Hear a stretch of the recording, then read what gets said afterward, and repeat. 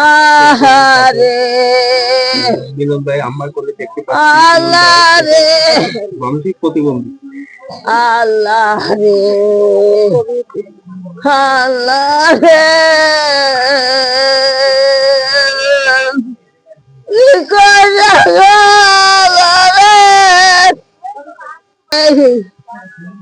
আমার বাবা এই না রে ও বাবা বাবা রে ও বাবা যে নিহত ইমদাদুল হক মিলন ভাইয়ের মেয়ে, সে পঞ্চম শ্রেণীতে পড়ে, এবার ক্লাস 6-এ উঠবে। এইটা নিহত ইমদাদুল ভাইয়ের ছোট ছেলে, সে প্রতিবন্ধী।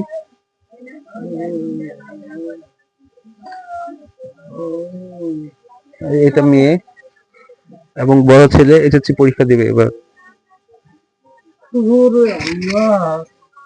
ভাইজি, আমার ভাই সময় ভাইনি।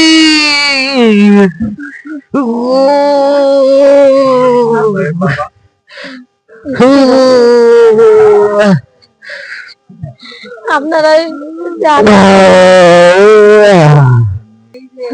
এই যে তিনটে বাচ্চা রেখে গেছে, এদের ভবিষ্যৎ কি হবে? এদের দায়িত্ব কে নেবে? দায়িত্ব কে নেবে? এই যে বাপ বুলিটা ডাকটা তো হারাই ফেললো, কাকে ডাকবে?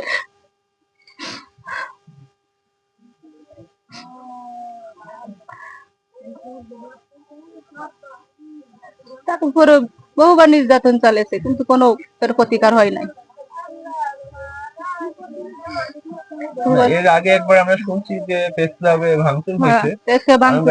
তার আগে একবার মারিছিল, হাতুড় দিয়ে মারিছিল প্রেস ক্লাবের ভিতরে। হাতুড় দিয়ে মারছে? হাতুড় দিয়ে কারা মারছে এটা জানেন নাকি? না, বলতে পারি না।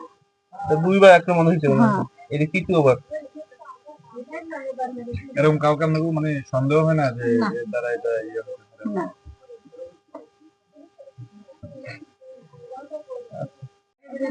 রাত 9টায় এই ঘটনা ঘটছে কেন? বাসায় ছিলাম না। আপনি বাসায় ছিলেন না? না। আপনি কোথায় ছিলেন? ননদের বাসায় ছিলাম। পরে কি শুনলেন বা কি? পরে সাইডে এক মহিলা ফোন দিয়েছে, যেরকম শাশুড়ি অসুস্থ, বলে অসুস্থ, ওরা তাড়াতাড়ি চলে আসে। এই শুনে আমরা চলে আইছিলাম। এসে শুনি, বাজারে এসে শুনি যে এরকম হাসপাতালে নিয়ে গেছে। আমরা যাইতে চাইছিলাম, তো বললো অনেক পুরুষ, ওখানে যাওয়া যাবে না, ওদের নেয়নি। মানে কেন এমন হলো কিছু বলতে পারবেন না? কারোর সাথে কোনো শত্রুতা ছিল? নুন তো সাংবাদিকতা করতো না, তো আগে ওই যে কয়েকদিন আগে একটা ক্লাব ভাঙেছে, সাংবাদিক করতে একজনের ভালো করতে গেলে তো আর একজনের শত্রুতা হওয়া লাগে।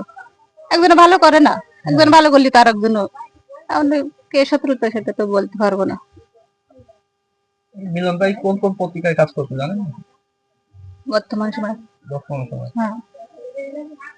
মিলন ভাই তো প্রেস ক্লাবের সেক্রেটারি ছিল, আর বাজার বণিক সমিতির সেক্রেটারি ছিল। আবার নতুন করে এই বাজারের সভাপতি হয়েছে। আপনার ছেলে মেয়ে কয়জন?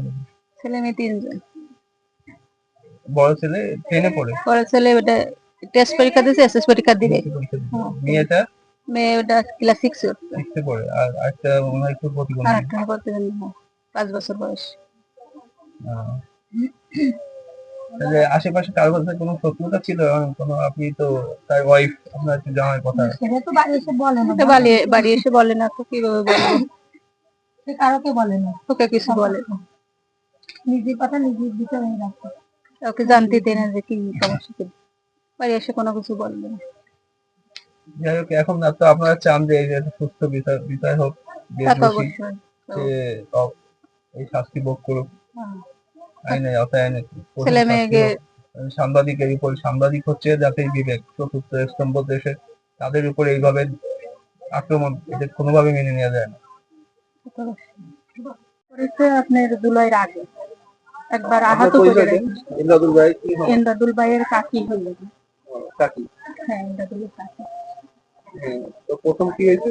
প্রথম হচ্ছে আপনার ওই ক্লাবের ভিতরে আহত করে রাখি গেছে, কি নিয়ে বাঁধিয়েছে সেটা জানি না, আহত করে রাখি গেছে। 250 বেডে সুস্থ হয়ে আইসে, আল্লাহ বাঁচাই রাখিছে তাই 24-এর আগে।